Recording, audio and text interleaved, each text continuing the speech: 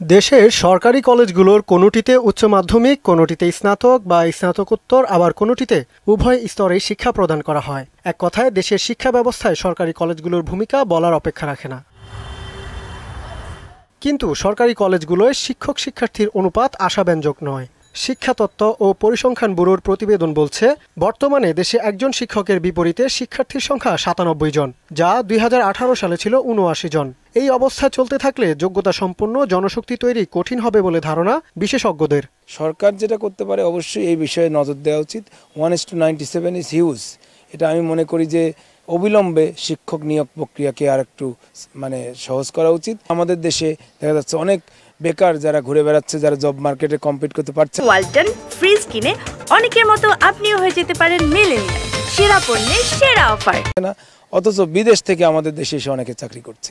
এ কারণে আমি অনেক সময় বলি যে আমাদের দেশে চাকরির যেমন অভাব আছে, এটা যেমন সত্য, এর চেয়ে বড় সত্য যোগ্য লোকের অভাব। এটা ভালো ড্রাফটিং করতে পারছে না, একটা প্রবলেম সলভ করতে পারছে না।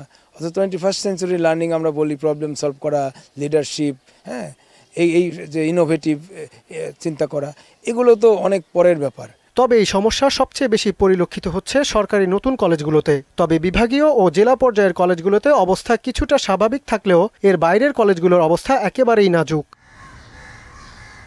শিক্ষক সংকট সমাধানে নিয়োগ প্রক্রিয়া ত্বরান্বিত করা সহ এই সংকট কাটিয়ে উঠতে একাধিক পদক্ষেপ গ্রহণ করার বিষয়ে পরামর্শ শিক্ষাবিদদের। শিক্ষক সংকট থাকলে তো আপনি কোয়ালিটি ধরে রাখা সম্ভব না। আর যার জন্য আমাদের হায়ার এডুকেশনে কিন্তু এই সমস্যাটা বিদ্যমান রয়েছে। যদি কুইজ করে, যেটা আপনি বলছেন, ওই ধরনের স্কুল কলেজ বা শিক্ষা প্রতিষ্ঠান বা গভর্নমেন্ট কলেজ, কলেজগুলো বলেন যেখানে শিক্ষার্থী পাওয়া যায় না, জোর করে নিয়ে আসে, সেই সব কলেজগুলো